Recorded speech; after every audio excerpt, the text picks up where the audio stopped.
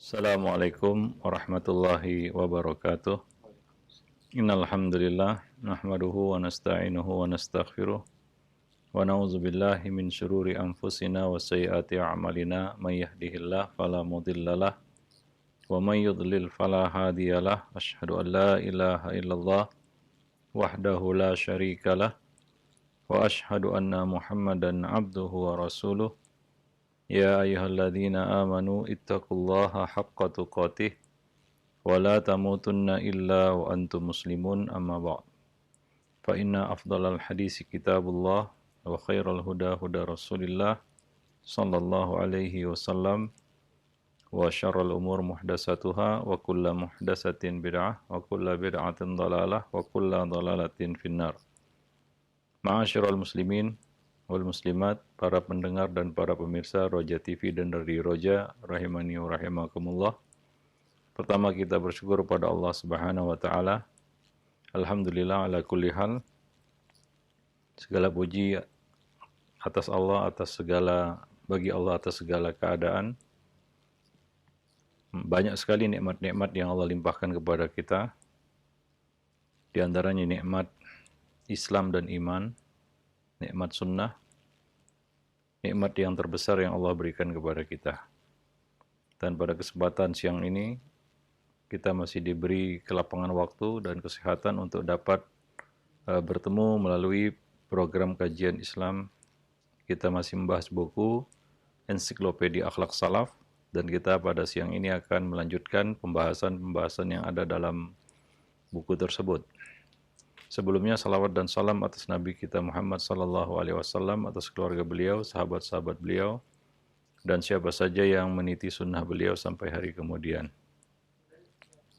Para pemirsa dan para pendengar kaum muslimin dan muslimat rahimani wa rahimakumullah.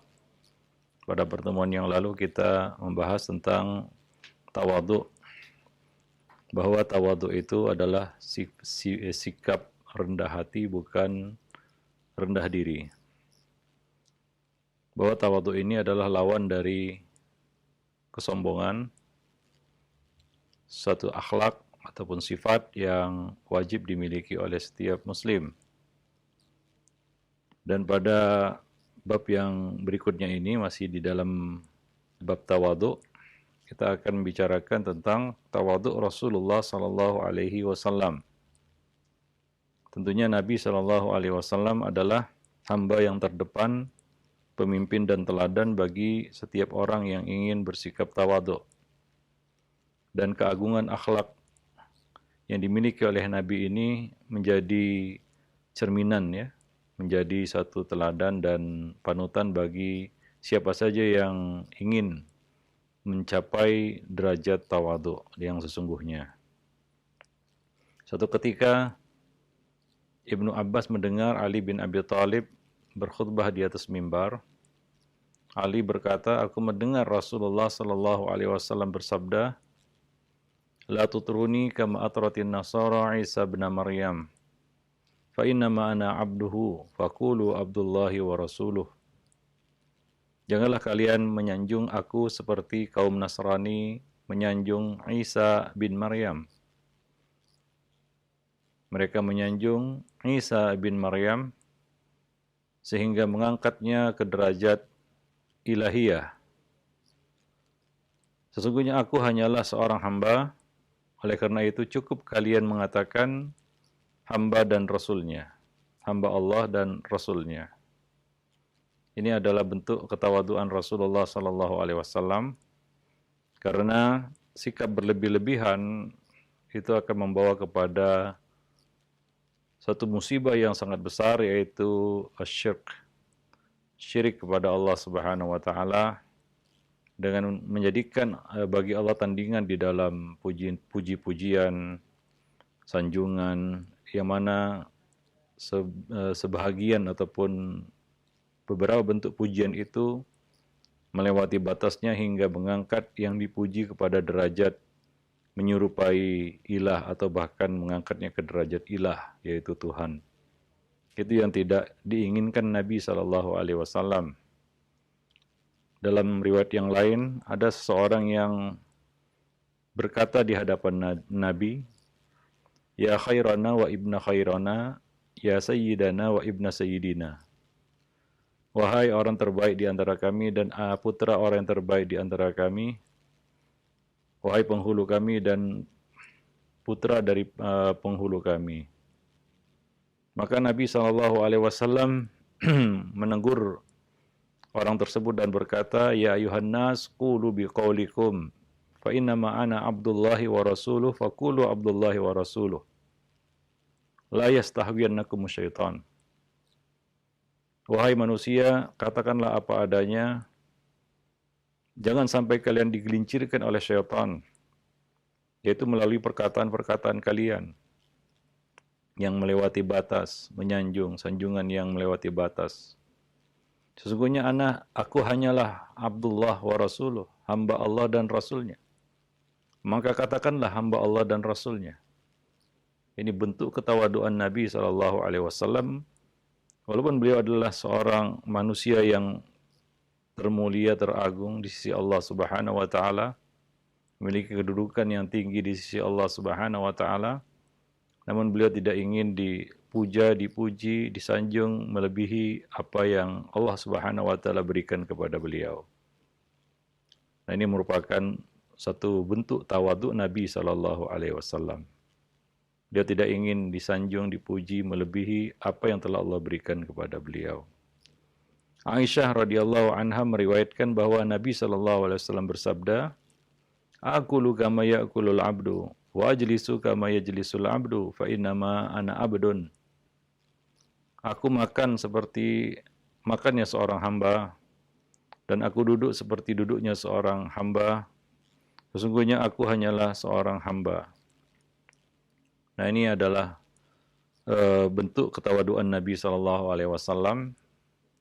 Dan Nabi SAW apabila berada di tengah-tengah sahabat, maka orang yang tidak mengenal beliau tidak akan bisa menebak siapakah Nabi SAW di antara orang-orang tersebut. Beliau berbaur dengan manusia sebagaimana keadaan mereka. Beliau makan sebagaimana mereka makan, beliau duduk sebagaimana mereka duduk, dan beliau juga berjalan di pasar, beliau juga bermuamalah seperti manusia lainnya, tidak diistimewakan dengan sesuatu. Bahkan tidak ada pengawal pribadi Nabi SAW yang membuntuti Nabi kemanapun beliau pergi. Seperti orang-orang penting, orang-orang terkenal yang kita lihat hari ini, mereka selalu diikuti kemanapun dia pergi, ya, dikawal kemanapun dia pergi. Nabi tidak ada pengawal pribadi. Nabi juga tidak selalu berjalan bersama sahabat-sahabat yang lainnya. Dan beliau duduk berbaur bersama mereka, bersama para sahabat-sahabat yang lainnya, tidak diistimewakan dengan sesuatu. Baik itu dalam bentuk perlakuan maupun penampilan. Beliau berpenampilan sama seperti mereka. Ya, tidak seperti sebagian golongan, kalau untuk ketuanya pakai kostum ini, kalau yang anak buahnya pakai kostum yang lain pula, sehingga dibedakan dari kostumnya, dari pernak-pernik yang dipakai, dari aksesoris yang digunakan, dari perlakuan juga dibedakan perlakuannya. Nah, Nabi SAW tidak menghendaki itu. Beliau ingin diperlakukan sebagaimana manusia lainnya. Beliau mengatakan, "Aqulu kama ya'kulul 'abdu wa ajlisu kama yajlisul 'abdu." Aku makan seperti mana hamba makan dan aku duduk sebagaimana hamba duduk karena aku hanyalah seorang hamba. Inilah akhlak yang patut ditiru dari Nabi kita Muhammad SAW. Dengan kedudukan yang beliau miliki, beliau tidak meminta perhatian khusus, perlakuan khusus untuk diri beliau. Ya, banyak orang-orang yang menawarkan diri menjadi pengawal Nabi, tapi Nabi SAW tidak menerimanya dan tidak menghendakinya. Itulah Nabi SAW, teladan ya umat Islam di dalam sifat ketawaduan yang patut kita tiru dan kita teladani. Anas bin Malik juga mengisahkan bahwa neneknya, yaitu yang bernama Mulaikah, pernah mengundang Rasulullah SAW untuk makan bersama di rumahnya. Maka beliau memenuhi undangannya dan menyantap makanan yang terhidang. Setelah selesai, beliau berkata, "Bangkitlah, aku akan sholat bersama kalian. Aku akan mengimami kalian sholat." Anas yang ketika itu hadir bersama mereka berkata, ceritakan, "Aku pun bangkit untuk mengambil selembar tikar yang usang, karena sering digunakan. Lalu membersihkannya dengan air. Lalu beliau mengimami kami sholat di atas tikar tersebut. Sementara aku dan seorang anak yatim membuat shaf di belakangnya, sedangkan nenekku yaitu Mulaikah di belakang kami. Dan beliau mengerjakan sholat 2 rakaat, kemudian beliau pergi." Jadi pertama, Nabi SAW tidak membeda-bedakan undangan. Kalau hidangannya mewah, datang. Kalau hidangannya ala kadarnya, enggak datang. Kalau hidangannya banyak santapannya, banyak hidangannya datang. Kalau sedikit santapan dan hidangannya tidak datang. Nabi SAW tidak membeda-bedakan undangan. Karena apabila seorang muslim diundang oleh saudaranya muslim, maka dia wajib untuk mendatangi undangan itu. Ijabatud da'i termasuk hak muslim atas muslim yang lainnya. Termasuk salah satu dari 6 hak muslim yang wajib dipenuhi oleh seorang muslim terhadap saudaranya. Fa'in da'u fa'ajibhu. Jika dia mengundang, ya, jika saudaranya itu mengundang dirinya, maka dia wajib untuk mendatangi undangan tersebut. Dan Nabi SAW mendatangi undangan itu. Dan Nabi SAW sholat di tempat yang dipersilakan oleh tuan rumah, tidak memilah-milih. Karena itulah adabnya ketika kita datang ke suatu tempat, ke rumah seseorang, maka kita duduk di tempat yang mereka persilakan kita duduk di situ. Dan di sini Nabi sholat bersama mereka ya, di tikar yang bukanlah tikar yang baru. Jadi Nabi tidak menuntut tuan rumah untuk menyediakan ini dan itu. Beliau menerima apa yang disediakan, apa yang dipersiapkan oleh tuan rumah. Ya, padahal kedudukannya adalah sebagai seorang nabi ya. Tapi beliau tidak menuntut banyak dari tuan rumah ini dan itu ya, karena beliau adalah seorang tamu. Nah, inilah ketawaduan Nabi SAW. Abu Rifa'ah Tamim bin Usaid pernah bercerita, aku berhenti di hadapan Nabi SAW ketika beliau berkhutbah di hadapan para sahabat. Di sela-sela khutbah beliau, aku menyela, "Wahai Rasulullah, aku ini orang asing yang datang untuk belajar agama karena tidak mengetahuinya." Maka beliau menatapku, kemudian menghampiriku dan meninggalkan khutbahnya. Lalu seorang membawakan sebuah kursi dan kukira kaki kursi itu terbuat dari besi. Beliau lantas duduk di kursi dan mengajariku hal-hal yang telah diajarkan Allah kepadanya. Setelah itu beliau melanjutkan khutbah hingga selesai. Jadi Nabi SAW melayani ya, permintaan sebagaimana dikatakan oleh Abu Rifa'ah Tamim bin Usaid tadi, beliau adalah orang asing di Madinah saat itu, baru datang mungkin dari luar dan ingin belajar agama, dan Nabi SAW ya mengindahkan, artinya menyambut permintaan Tamim bin Usaid tadi, dan beliau pun mengajari Tamim bin Usaid apa-apa yang Allah ajarkan kepada beliau, perkara-perkara penting ya, di dalam agama. Maka Nabi apabila ditanya tidak pernah menolak untuk memberikan jawaban apabila ada jawabannya. Dan tidak pernah menolak orang yang meminta apabila ada sesuatu yang bisa beliau beri. Itu Nabi SAW. Ya, ini salah satu akhlak yang patut kita tiru. Dan Nabi SAW tentunya dapat pelajaran ini dari surat Abasa wa Tawalla. Ya, ketika beliau berpaling dari Ibnu Ummi Maktum karena mengharapkan keislaman dari tokoh-tokoh Quraisy. Ya, dan itu adalah suatu pelajaran yang penting hingga terciptalah suatu akhlak yang luar biasa dari Nabi SAW. Setelah itu beliau tidak pernah membeda-bedakan Walaupun itu seorang Arab Badui yang datang, beliau melayani. Walaupun pertanyaannya itu kadang-kadang pertanyaan yang nggak ada jawabannya, seperti ada seorang Arab Badui datang kepada Nabi dan bertanya tentang hari kiamat, ya kapan hari kiamat, mata sa'ah, Nabi SAW mengerti dan mengetahui ini tidak ada jawabannya. Tapi Nabi meladeninya dan berkata kepada Arab Badui itu, apa yang telah engkau persiapkan untuknya, untuk menghadapi hari kiamat itu? Arab Badui itu berkata, menjawab, tidak banyak, hanya saja aku menyintai Allah dan Rasulnya. Ya, demikian kepolosan seorang Arab Badui ya di hadapan Nabi Shallallahu Alaihi Wasallam, sehingga para sahabat itu kadang-kadang menanti-nanti juga kedatangan orang-orang yang berasal dari Badui ini, dari pedalaman, untuk menunggu apa yang mereka tanyakan kepada Nabi, karena mereka segan menanyakan hal-hal seperti itu kepada Nabi Shallallahu Alaihi Wasallam.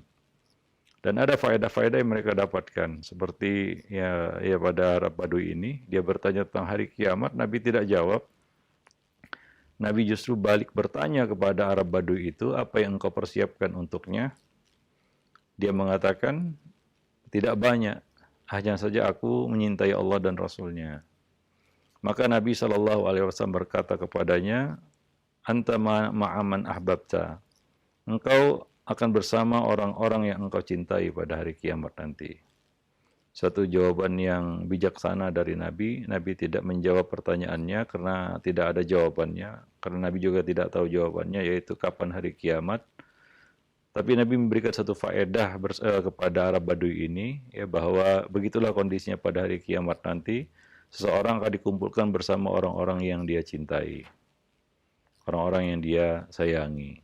Nah, demikian. Demikian juga satu ketika Umar bin Khattab bersama Rasulullah Sallallahu Alaihi Wasallam. Ya, Umar melihat Nabi Sallallahu Alaihi Wasallam tidur di atas tikar tanpa dialasi kasur. Tikar tanpa dialasi kasur. Artinya tentunya keras. Kepala beliau ditopang bantal dari kulit yang diisi sabut. Umar kemudian melihat bekas tikar itu di bagian lambung beliau. Ya, artinya membekas di kulit bagian lambung Nabi Shallallahu Alaihi Wasallam. Melihat pemandangan itu, Umar menangis, meneteskan air mata, dan Nabi bertanya, mengapa engkau menangis? Maka Umar menjawab, wahai Rasulullah, sungguhnya Raja Kisra dan Kaisar Romawi hidup dalam kemegahan. Namun lihatlah dirimu seperti itu. Beliau pun menanggapi, amatar doa antakuna lahum dunya walanal akhirah. Nabi berkata kepada Umar satu kata-kata yang menghibur. Apa kata Nabi? Tidakkah kamu rela? Tidakkah kamu ridha, wahai Umar, mereka memperoleh dunia sementara kita memperoleh akhirat? Maka kita tidak perlu iri, ya, tidak perlu hasad terhadap dunia yang dimiliki oleh orang-orang kafir. Jangan iri melihat dunia yang Allah berikan kepada orang-orang kafir. Itu bukanlah tanda Allah menyintai mereka. Ya, digelontorkannya nikmat atas seseorang itu bukan merupakan tanda bahwa Allah menyintainya. Boleh jadi itu adalah bentuk istidraj bagi mereka. Jadi jangan hasad dan jangan iri melihat, ya, taqallubul ladina kafaru fil bilad, berbolak-baliknya orang-orang kafir mengurus urusan dunia mereka di negeri-negeri. Ya, karena untuk itulah mereka hidup, banting tulang, peras keringat, pergi pagi, pulang petang untuk mencari dunia. Jika mereka mendapatkan dunia itu, ya, Allah berikan dunia itu, ya memang itulah dia yang mereka kejar. Jika tidak, itu adalah kerugian 2 kali lipat bagi mereka. Tidak dapat dunia, tidak dapat akhirat. Maka Nabi mengucapkan kata-kata ini sebagai hiburan bagi Umar. Tidakkah engkau ridha, wahai Umar, bagi mereka dunia dan bagi kita akhirat? Ya, bagi kita akhirat, bagi mereka dunia. Wal akhiratu khairun wa abqa. Dan akhirat itu lebih baik dan lebih kekal, lebih baqa, lebih kekal, lebih abadi. Nah, jadi ini merupakan suatu pelajaran yang sangat berharga yang didapatkan oleh Umar dari Nabi SAW. dan juga pelajaran bagi kita umatnya, yaitu jangan kita iri melihat ya dunia yang dimiliki oleh orang-orang kafir, kemegahan-kemegahan yang mereka ya dapatkan, ya yang mereka miliki. Ya jangan silau dan jangan terpedaya dengan itu semua. Memang itu bagi mereka di dunia. Ya, tapi tentunya kita yakin bahwa hidup tidak hanya di dunia. Ya, hidup tidak hanya di dunia, ada kehidupan setelah kematian. Dan itulah salah satu di antara cabang iman yang wajib dimiliki oleh setiap mukmin, dan tidak akan jadi orang mukmin dia jika tidak meyakini bahwa ada kehidupan setelah kematian, adanya al-ba's ba'dal maut, adanya kebangkitan setelah kematian. Dengan itulah ya kita dapat menghibur diri sehingga tidak terpedaya dengan dunia yang dimiliki oleh orang-orang kafir. Nah demikian Nabi SAW. Beliau memilih hidup dengan cara yang sangat sederhana, tawadhu. Beliau tidur tanpa beralaskan kasur, ya. Beliau padahal kalau ingin mendapatkan dunia itu sangat mudah bagi Nabi SAW. Bahkan di awal dakwah Nabi juga Nabi sudah ditawari banyak hal, ditawari kekuasaan, ditawari harta, ditawari dunia, kedudukan, jabatan, dan lain sebagainya oleh orang-orang musyrik di Mekah, asalkan beliau mau menghentikan dakwah beliau. Tapi semua tawaran-tawaran itu ditolak oleh Nabi SAW. Nabi tidak menghendaki itu. Karena tugas beliau adalah menyampaikan risalah Allah Subhanahu wa taala kepada umat manusia, menyampaikan risalah Islam kepada umat manusia. Nah, demikian itu salah satu contoh bagaimana ketawaduan Nabi SAW ya, di dalam kehidupan beliau, ya sebagaimana yang Allah Subhanahu wa taala sebutkan tentang akhlak beliau, wa innaka la'ala khuluqin azim. Ya di antaranya adalah sifat tawadu, seperti yang nampak dalam gambaran kehidupan beliau. Nah, kita tahu bahwasanya ya ada seorang beberapa orang-orang tabi'in, ya beberapa tabi'in datang ke rumah Aisyah radhiyallahu anha, dan mereka dapati bahwa rumah itu sangatlah kecil sehingga atapnya dapat diraih dengan tangan, ya saking sederhananya rumah tersebut. Bukanlah rumah yang besar, hanya ada ruangan Nabi ya untuk sholat, dan dipan yang ada di situ sederhana, dan beberapa peralatan masak. Ya, dan kita tahu bahwasanya Nabi berkata, ya kafa li ali Muhammadin qutan, ya cukuplah bagi keluarga Muhammad ya makanan pokok yang bisa mereka makan hari ini. Ya hingga suatu ketika Nabi pernah bertanya kepada Aisyah radhiyallahu anha, wahai Aisyah, adakah sesuatu yang bisa dimakan? Aisyah menjawab tidak. Maka Nabi berkata, kalau begitu kita berpuasa. Artinya begitulah kondisi di dalam rumah Nabi SAW, ya bahwa bukanlah suatu rumah yang bergelimang dengan perabotan dan lain sebagainya. Ya walaupun Nabi pernah berkata, ya inna min sa'adatil mar'i, termasuk tanda arba'un min sa'adatil mar'i, termasuk 4 tanda kebahagiaan seseorang, ya punya istri yang soleha, punya rumah yang luas, punya kendaraan yang cepat, dan punya tetangga yang baik. Ya, tidak semua didapatkan Nabi SAW. Beliau tidak dapatkan rumah yang luas, sebagaimana kita ketahui bersama.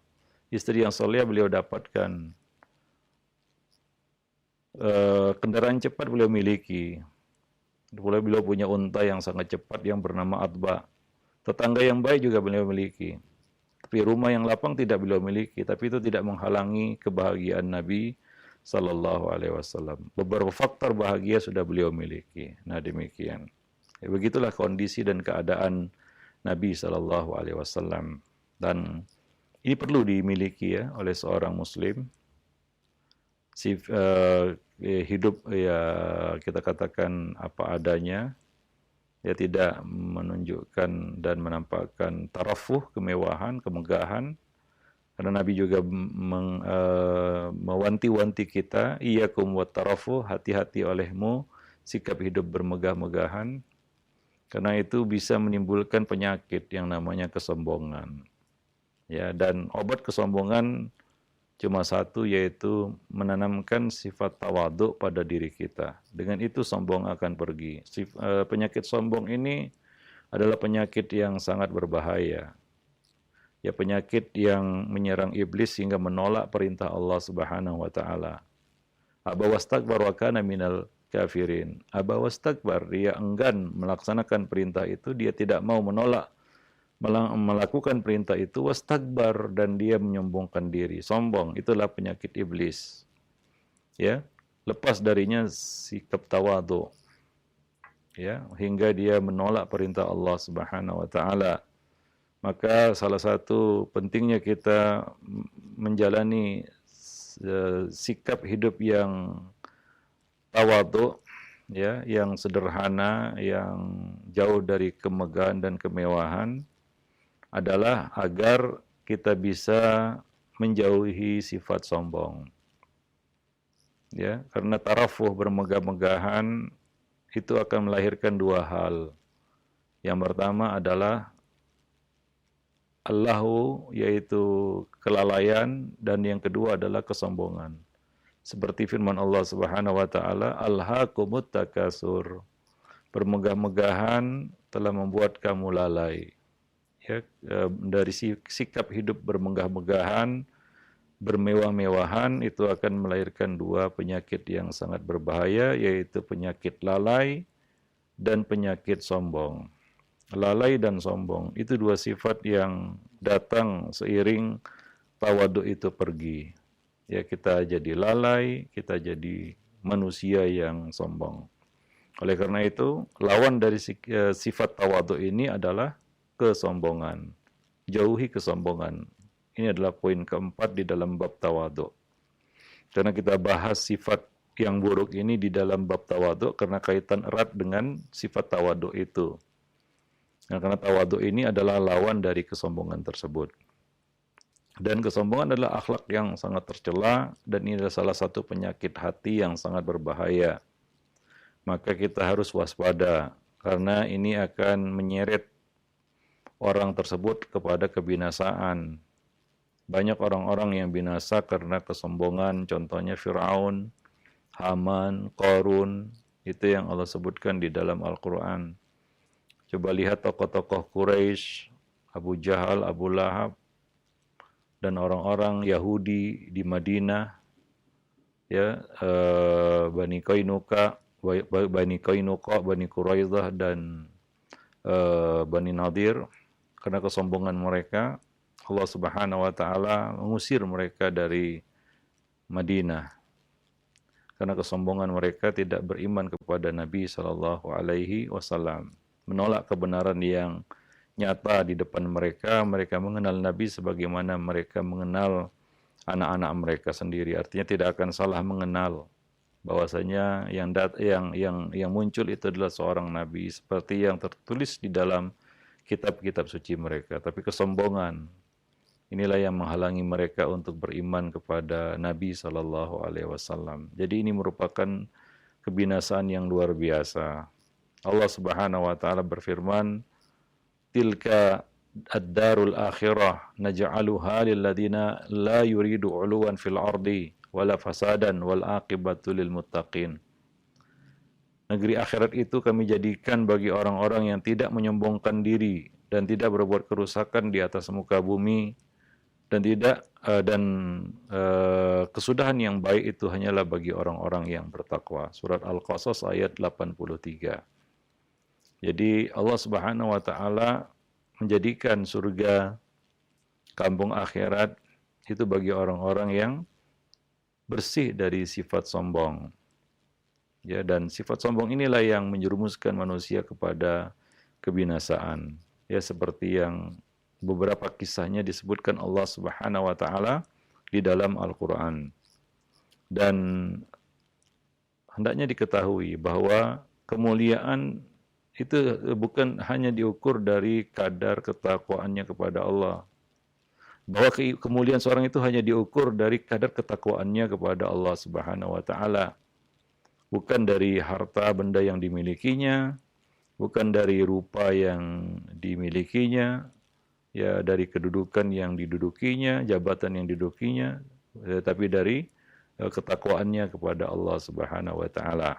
Ya, Allah Subhanahu wa taala mengatakan dalam surat Al-Hujurat ayat 13, "Inna akramakum indallahi atqakum." Sesungguhnya orang yang paling mulia di sisi Allah Subhanahu wa taala adalah orang yang paling bertakwa di antara kamu. Innallaha alimun khabir. Sesungguhnya Allah Subhanahu wa taala Maha mengetahui lagi Maha teliti. Surat Al-Hujurat ayat 13. Jadi itulah kemuliaan dan ketinggian derajat seorang hamba bukan ditentukan dari harta benda yang dimilikinya ataupun kedudukan yang dimilikinya, tapi dilihat dari takwanya. Ya, Allah tidak melihat kepada rupa kamu dan harta kamu, tapi Allah melihat kepada hati kamu dan amal kamu. Dan layakkah jika seorang bersikap sombong, membanggakan diri dengan kelebihan dunia yang dia miliki, sementara itu sebenarnya bukan punya orang tersebut, bukan punya kita. Dan dunia itu sendiri terlaknat, sebagaimana yang disebutkan oleh Nabi SAW. Abu Hurairah meriwayatkan kepada kita semua bahwa Nabi SAW bersabda, "Ad-dunya mal'unah, mal'unun ma fiha illa dzikrullah wa ma walah, wa aliman au muta'alliman." Dunia itu terlaknat dan terlaknat pula apa-apa yang ada di dalamnya kecuali zikrullah, ketaatan kepadanya, dan orang yang berilmu dan yang menuntut ilmu. Suatu yang berkaitan dengan Rabb Allah Subhanahu wa taala. Ya baik itu dalam bentuk zikrullah, apa-apa yang mendekatkan diri kepada Allah, dan yang terbaik adalah ilmu, baik itu mempelajarinya ataupun mengajarkannya. Itulah kemuliaan dunia sebenarnya. Terletak pada zikrullah, ketaatan dan kedekatan kepada Allah, ya ilmu, baik itu mengajarkannya ataupun mempelajarinya. Sebagaimana kata Nabi sallallahu alaihi wasallam, "Khairukum man ta'allamal Qur'an wa 'allamah." Sebaik-baik kamu adalah orang yang mengajarkan Al-Qur'an dan mempelajarinya. Itulah yang selamat dari terlaknatnya dan terkutuknya dunia. Ya, artinya sebagian ulama mengartikan bahwa dunia mal'unun ma fiha adalah bahwa dunia itu dijauhkan dari rahmat. Ya, orang yang mengejar dunia itu dijauhkan dari rahmat dan bisa jatuh dalam laknat. Laknat itu adalah orang itu dijauhkan dari rahmat Allah Subhanahu wa taala. Itu adalah dunia dan orang-orang yang mengejar dunia. Oleh karena itu apabila Allah Subhanahu wa taala memberi kita kelebihan fisik, kelebihan dari sisi dunia, janganlah itu menjerumuskan kita kepada kesombongan. Jangan kita sombong dengan apa yang Allah berikan secara gratis. Allah Subhanahu wa taala berikan kepada kita tanpa kita minta. Ya, jangan itu menjadikan kita orang yang sombong. Baik itu kelebihan dalam bentuk kepintaran misalnya, dalam bentuk fisik misalnya, ataupun harta benda, rezeki. Apabila kita diberi kelebihan intelektual, maka janganlah itu membuat kita angkuh, sehingga kita ya mempermainkan orang-orang yang mungkin bodoh, atau ya mungkin akalnya tidak setajam kita. Begitu pula apabila kita dianugerahi harta yang berlebih, maka janganlah menjadikan kita congkak, angkuh. Ya betapa kita tahu bahwa semua itu tidak kekal dan mungkin akan berpindah ke tangan orang lain, akan sirna. Dan yang tersisa hanyalah pertanggungjawaban di hadapan Allah Subhanahu wa taala terhadap harta-harta itu. Dan dunia dan segala kenikmatan yang ada di dalamnya di sisi Allah itu lebih rendah daripada sehelai sayap nyamuk. Sebagaimana dikatakan Nabi SAW dalam hadis yang sahih, "Wallah mad dunya fil akhirah illa mithlu ma yaj'alu ahadukum isba'ahu hadhihi wa asyara bis sababa fil yammi falyanzur bima yarji'. Demi Allah, nilai dunia dibanding dengan akhirat hanyalah seperti salah seorang dari kamu mencelupkan jarinya ini ke lautan. Perawi yang meriwayatkan hadis ini berisyarat dengan jari telunjuk. Lalu lihatlah oleh kamu apa yang tersisa di jari itu. Artinya apa yang dapat direngkuh dengan satu jari itu. Dan kita juga harus ingat bahwa seorang mukmin yang fakir akan masuk surga 500 tahun lebih dulu daripada orang mukmin yang kaya. Yaitu apabila sederajat di dalam bab iman, maka dilihat dari status yang disandang antara miskin dan kaya, maka si miskin akan lebih dulu masuk surga 500 tahun lebih dulu daripada orang-orang yang kaya. Sebagaimana dikatakan Nabi SAW dalam hadis yang diriwayatkan oleh Al-Imam Tirmidzi dan disahihkan oleh Al-Albani, Nabi SAW bersabda, "Yadkhulul fuqara'u al-jannah qabla al-aghniya bi 500 'am. Nisfi yaum indallah." Orang fakir masuk surga 500 tahun lebih dahulu atau setengah hari menurut hitungan waktu akhirat sebelum orang-orang kaya. Hadis ini sahih. Jadi orang-orang miskin ini punya keutamaan, yaitu dia bisa masuk surga lebih dulu daripada orang-orang kaya. Maka penilaian manusia terhadap sesama itu berbeda dengan penilaian Allah. Ya, penilaian manusia itu mungkin banyak hal yang mengaruhinya. Ya. Tentunya berbeda dengan penilaian Allah Subhanahu wa taala. Bisa jadi seorang itu dipandang mulia dalam pandangan manusia, di sisi manusia, tetapi bagi Allah ia adalah orang yang hina. Sebaliknya, bisa jadi seorang itu dipandang hina di sisi Allah, dipandang hina oleh manusia, tapi menurut Allah, di sisi Allah Subhanahu wa taala dia adalah hamba yang mulia. Jadi berbeda hitungan dunia dan hitungan akhirat. Berbeda pandangan hamba di sisi Allah dengan pandangan hamba di sisi manusia. Wallahu a'lam bishawab. Maka dari itu tidak ada yang pantas kita sombongkan sebenarnya. Karena semua yang kita miliki, kelebihan yang kita miliki itu datangnya dari Allah Subhanahu wa taala tanpa karunia, anugerah, kemudahan, rezeki yang Allah, kelapangan yang Allah Subhanahu wa taala berikan kepada kita, kita tidak akan memiliki semua itu. Toh semua itu tidak kita minta datang, diberikan Allah Subhanahu wa taala. Maka dari itu jangan kita bersikap sombong terhadap sesama atau terhadap orang lain. Wallahu alam bisawab. Nah, ini adalah lawan dari sifat tawaduk tadi. Nanti akan kita lanjutkan pembicaraan kita berkaitan dengan akhlak yang buruk ini, yaitu kesombongan. Wallahu alam bisawab. Aqulu qawli hadza astaghfirullah li wa lakum wa lisairil muslimin innahu huwal ghafurur rahim. Nah, jazakallahu khairan wa barakallahu fikum Ustaz atas penyampaian materi yang sangat bermanfaat sekali di kesempatan siang yang berbahagia ini berkaitan dengan tawadu Rasulullah Sallallahu Alaihi Wasallam. Nah, ikhwatal Islam jazakumullah, silakan bagi Anda yang ingin bertanya dapat mengirimkan pertanyaan melalui pesan singkat. Dan pertanyaan pertama, Assalamualaikum warahmatullahi wabarakatuh. Ustaz, saya pernah mendengar seorang mengatakan, jadikanlah dunia dalam genggaman tanganmu dan jadikanlah akhirat ada di dalam hatimu. Apakah masuk dari perkataan ini Ustaz? Mohon nasihatnya, syukran. Ya, tentunya ayat berbunyi ya, wabdaghi fima ataqallahu daral akhirah wa la tansa nasibaka minad dunya. Ya, kalau dalam bentuk ayat ya seperti itu bunyinya ya. Ya, carilah akhirat dengan dunia yang Allah anugerahkan kepadamu. Tapi jangan lupakan bagianmu di dunia. Ya, seperti itu mungkin makna dari ayat tersebut diungkapkan dalam bentuk kata-kata tadi ya.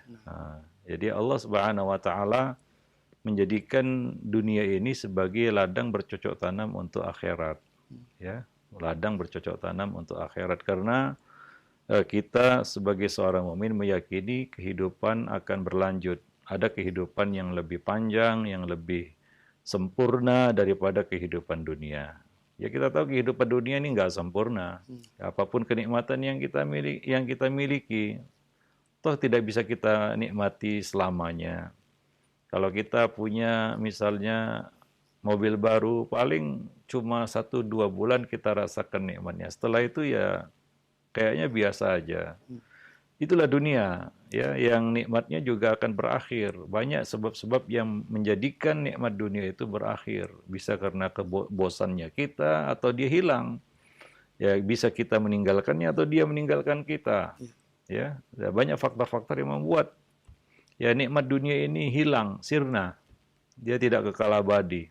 Ya, kita lihat orang-orang kaya, saking super kayanya mungkin nggak pernah susah mungkin ya. Ya. Hingga dia melihat kekayaannya itu menjadi sesuatu yang hampa, ya, apa namanya, orang lain melihat itu suatu kenikmatan yang luar biasa, tapi orang kaya itu sendiri dia melihat ini satu yang hampa, ya, tidak ada rasanya, ya, menjadi sesuatu yang semu baginya, kan begitu. Padahal dia sudah memiliki semua itu, itulah dunia, ya. Ada batasnya, ada akhirnya kenikmatan-kenikmatan yang dimiliki oleh manusia di dunia. Nah, demikian. Jadi ini bukan akhir. Nah, bagi orang mukmin dia tentunya hidup untuk akhirat karena dia yakin kehidupan akhirat itu adalah nikmat yang sempurna. Ya tidak ada bosan di situ, tidak ada kepayahan, tidak ada hasad, itu suatu gambaran kehidupan yang tidak akan mungkin kita dapati di dunia. Bagaimanapun kita usahakan untuk buat surga dunia, kita nggak akan bisa ya membandingkannya dengan kenikmatan di surga nanti. Nah, demikian. Jadi itu yang harus kita ya pahami bersama, mengapa ya dikatakan bahwa carilah akhirat, carilah surga dengan dunia yang kamu miliki. Ya, carilah akhirat, yaitu surga maksudnya, dengan dunia yang kamu miliki. Ya, dengan dunia yang kamu miliki. Ya, misalnya ya dengan salah satunya bentuknya dengan bersedekah misalnya ya. Bersedekah, berbagi ya. Kita lepas sebagian yang kita miliki lillahi taala. Itu bentuk kita mengejar akhirat dengan dunia yang kita miliki. Nah, seperti itu gambarannya. Tapi jangan lupa bagian kamu di dunia, karena kita masih hidup di dunia ya, kita perlu dunia sebatas ya kebutuhan kita di dunia. Yaitu cuma paling 60 tahun, 70 tahun, 80 tahun itu kalau sudah dapat bonus yang banyak sekali dari Allah Subhanahu wa taala. Jadi jadikanlah akhirat itu di hatimu. Nah, demikian. Dunia ya kita perlu dunia. Ya, dunia kita genggam untuk kita jadikan sebagai alat bercocok tanam untuk mendapatkan hasilnya nanti, panennya nanti di akhirat. Nah, demikian. Itulah orang yang beruntung dengan harta yang Allah berikan kepadanya. Yang dia bisa jadikan harta itu sesuatu yang bermanfaat baginya di akhirat. Wallahu a'lam bishawab. Nah, jazakallah khairan Ustaz wa barakallahu fiik atas jawaban yang disampaikan. Semoga bermanfaat untuk penanya. Dan selanjutnya masih dari pesan singkat kembali dari hamba Allah. Assalamualaikum warahmatullahi wabarakatuh Ustaz. Ustadz, ada keluarga yang silaturahmi kalau lagi ada keperluan kebutuhannya. Akan tetapi kalau tidak ada keperluan, keluarga tersebut tidak mau telepon ataupun menanyakan kabar. Apakah keluarga seperti ini termasuk orang yang sombong, Ustaz? Syukur. Ya, pertama kita bantu saja ya. Kalau orang perlu bantuan, bantu saja. Tidak perlu kita selidiki. Positive thinking saja, husnuzon saja, mungkin dia memang perlu, ya kita bantu ya, supaya kita bisa lebih tulus ikhlas membantunya ya, tidak ada unek-unek di dalam hati kita, tidak merasa diaji mumpungkan kan begitu ya, tidak merasa dijadikan sapi perah dan lain sebagainya, itu akan menggerogoti keikhlasan kita juga. Ya bantu-bantu aja. Ya dia datang minta bantuan ya kasih bantu. Wah dia nggak umum, ya kita mengharapkan balasannya dari Allah, bukan ucapan terima kasih dari manusia. Ya, la nuridu minkum jazaan wala syukura. Kami tidak mengharapkan dari kebaikan yang kami berikan ini, yang kami yaitu memberikan makan dan sejenisnya ya.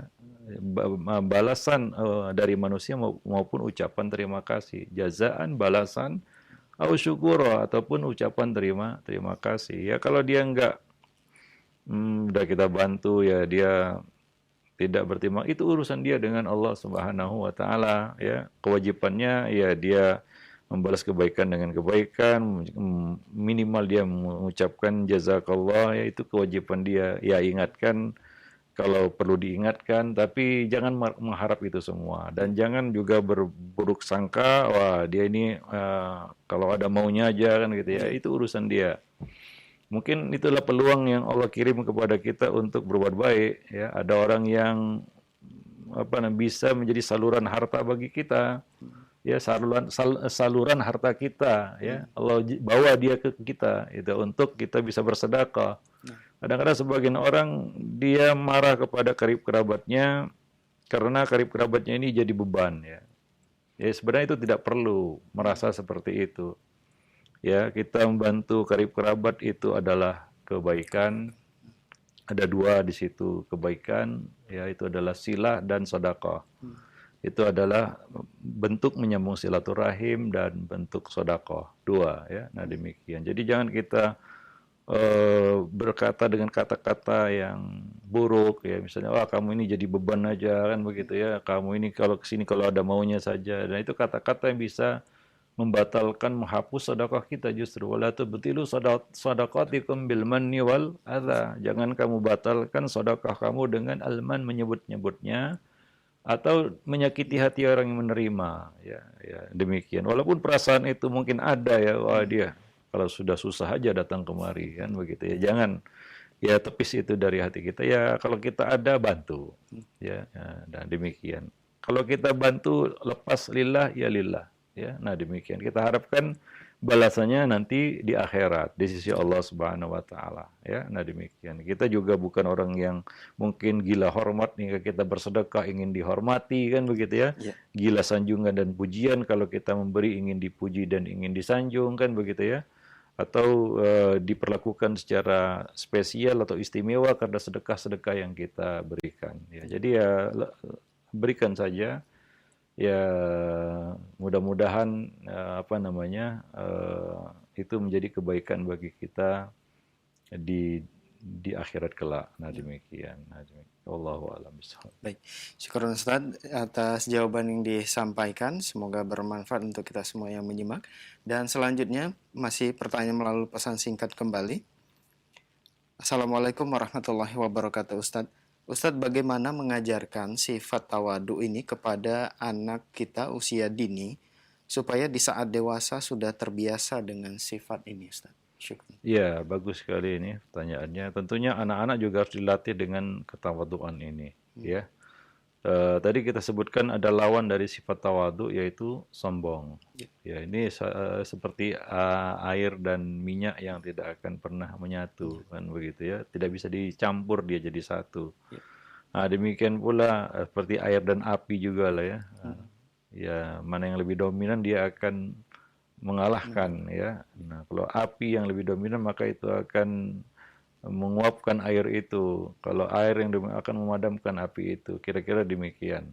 Maka yang perlu kita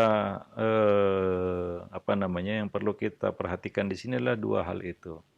Yang pertama, apakah ada ya benih-benih sombong itu pada anak-anak kita? Itu yang perlu kita luruskan gitu ya sejak dini. Kalau kadang-kadang anak-anak nggak tahu, dia mungkin entah belajar dari siapa, dari lingkungan, mungkin dari keluarga kita, dari kakek neneknya atau dari paman bibinya atau dari temannya, dia bersikap sombong begitu ya terhadap temannya atau terhadap mungkin saudaranya sendiri kan begitu ya. Nah, ini yang harus segera diambil langkah, jangan dibiarkan sehingga sifat itu tertanam pada diri anak tersebut. Nah, jadi ya demikian ya. Nah, karena dengan membersihkan di anak ini dari kesombongan, itu akan dengan mudah kita akan menanamkan ke tawaduan. Tawadu itu akan datang ketika sombong itu pergi. Nah demikian. Ya tentunya salah satu caranya juga adalah tidak membiasakan anak ini hidup tarafuh. Tarafuh itu hidup dalam kemewahan dan kemegahan. Ya kadang-kadang ya kita perlu juga memberikan pelajaran kepada anak itu bagaimana kalau makan itu hanya dengan apa adanya begitu ya. Ya, kadang-kadang perlu diberi pelajaran-pelajaran seperti itu untuk merasakan dia. Beginilah kalau misalnya nggak ada lauk yang kadang-kadang ada sebagian anak itu dibiasakan tarafu. Nah, kalau hidangan di meja itu nggak penuh, dia nggak Iya, ngamuk kan begitu. Kalau cuma satu dikasih sayur saja udah ngamuk dia. Nah, ini yang harus kita biasakan ya. Atau tidak terpenuhi keinginannya ngamuk dia kan begitu. Nah ini yang harus dibiasakan pada anak-anak kita sejak kecil ya untuk tidak hidup tarafuh, tidak hidup dalam bergelimang dalam kemegahan dan kemewahan ya. Nah demikian. Wallahu alam bisawab. Nah, jadi dan juga memperhatikan apa sifat-sifat takabur, sombong, congkak, angkuh, ya, pongah kepada temannya itu kan bisa kita lihat ya dari dia bergaul dengan teman-temannya bagaimana ya dan lain sebagainya. Ya demikian juga tadi kita sebutkan kesombongan kan banyak ya bentuknya ya dari sikap, gaya bicara dan lain sebagainya. Nah ini bisa kita kita pantau anak-anak kita untuk tidak memiliki sifat-sifat tersebut. Dan kalau ada, maka sejak dini itu harus dihilangkan, dijauhkan. Nah, kalau tidak akan tertanam dan susah untuk menanamkan tawadhu jika sombong itu bercokol begitu. Wallahu a'lam bishawab. Baik, jazakallah khairan Ustaz atas jawaban yang disampaikan. Semoga bermanfaat untuk penanya. Dan pertanyaan selanjutnya dari pesan singkat kembali dari Bapak Andi di Yogyakarta. Assalamualaikum warahmatullahi wabarakatuh Ustadz. Ustadz, kita sebenarnya lagi banyak kekurangan secara ekonomi, maksudnya Pak Andi. Sekarang lagi ada banyak bantuan dari pemerintah, tetapi saya selalu tidak dapat bagian tersebut. Bolehkah saya meminta kepada Pak RT agar dikasih bantuan tersebut, Ustaz? Secara hukum syarat bagaimana, Ustaz? Syukur. Ya, ya sebenarnya ini kan berkaitan dengan kewajiban pemerintah ya. Di masa mungkin yang ditanyakan masa hari ini ya, sekarang ini ya, di tengah wabah COVID-19 yang sedang merebak. Ya, mungkin ada catatannya di setiap RT atau RW siapa yang berhak menerima atau saya kira itu bantuan tidak melihat status sosial ya, karena semua orang yang di karantina ataupun yang yang didata itu ya itu mendapatkan bantuan tersebut begitu. Nah, kalau memang itu hak kita ya memang itu adalah jatah bantuan yang diberikan oleh pemerintah ya, maka kita boleh menanyakan itu kan begitu ya. Nah, ya jangan mana tahu itu RT lupa kan begitu ya pada tanggung jawabnya untuk membagikan ya. Kita juga harus saling bahu-membahu di dalam bab ini ya, karena kabarnya pemerintah menggelontorkan banyak dana untuk itu ya, hingga dana ini dipastikan untuk sampai ke ke orang yang berhak begitu ya, supaya ya menutup pintu-pintu korupsi dan sejenisnya ya. Nah ya ingatkan saja mungkin dia lupa atau mungkin belum terdaftar ya. Nah demikian. Wallahu alam bisawab. Karena itu adalah hak mungkin setiap warga negara atau orang yang ada beberapa orang terdampak ya terhadap dari wabah ini yang memang perlu untuk dapat bantuan ya. Kita juga tidak menampik ya untuk masa-masa sekarang ini banyak yang di PHK, banyak yang ya kita katakan kesulitan ekonomi ya. Ya karena ya kita lihat roda ekonomi tidak berputar dengan lancar ya. Jadi ya mungkin sebagian orang itu terdampak secara langsung. Nah, maka mereka yang berhak dan memang perlu untuk dapat bantuan, ya hendaknya ya betul-betul sampai bantuan itu ke tangan mereka. Wallahu a'lam bishawab. Baik, Ustaz. Jazakallah khairan atas jawaban yang disampaikan, dan pertanyaan selanjutnya masih dari pesan singkat kembali. Assalamualaikum warahmatullahi wabarakatuh, Ustaz. Ustaz, terkadang ada seseorang merendah di hadapan orang lain dengan ucapan seperti ini, saya hanya orang yang bodoh, di mana saya bukan seorang yang soleh, dan saya tidak lebih baik dari kalian, dan saya tidaklah lebih baik dari kalian, atau ucapan-ucapan lainnya yang semakna, yang menggambarkan seolah-olah ini ketawaduan. Apakah ucapan seperti ini dibenarkan, Ustaz? Iya, yang jadi masalah adalah apa latar belakang, apa dorongan kata-kata itu diucapkan. ya. Ya Nabi mengatakan itu tadi ketika ada orang yang menyanjung berlebih-lebihan. Ya. Maka beliau mengatakan perkataan itu. Nah, kadang-kadang sebagai orang nggak ada angin, nggak ada hujan, nggak sedang ada dorongan juga untuk mengatakan itu, dia mengatakannya. Ya seperti ikhlas nggak perlu dikatakan ya. Ya. Nggak perlu saya dikatakan, wah ini saya ikhlas dia memberi, ya nggak usah dibilang-bilang ikhlas kan begitu. Ada demikian juga dengan perkataan-perkataan seperti itu untuk apa dilontarkan? Wah ini saya ini bodoh, saya ini rendah, untuk apa? Kalau tidak ada dorongan, nah itu ya lebih kepada sikap mungkin bukan rendah hati tapi rendah diri jadinya, kan begitu ya. Ya. Nah dan juga jadi timbul tanda tanya untuk apa dia ucapkan itu, ya. Apakah untuk pamer, ya? Bahwa ini saya ini sebenarnya dia ingin berkata saya ini orang tawaduk begitu. Ya tawaduk itu juga bukan amalan lisan, itu sikap kan begitu ya. Nah jadi Nabi mengucapkan kata-kata itu ya seperti beliau mengatakan innama ana abdun. Ya ketika ada orang yang memuji, menyanjung. Ya, kalau konteksnya seperti itu ya mungkin tepat itu kata-kata ya. Nah demikian. Ya, tapi kalau nggak ada dorongan, nggak ada apa namanya, nggak ada faktor yang mendorongnya untuk mengatakan hal seperti itu mungkin justru bertentangan dengan sifat tawaduk tadi ya. Wallahu a'lam bishawab. Nah, demikian. Nah, Ustaz. Baik, mungkin sampai di sini Jazakallah dulu khair. pertemuan kita pada siang ini. Mudah-mudahan bermanfaat. Aku qouli hadza astaghfirullah li wa lakum sairil muslimin innahu huwal ghafurur rahim.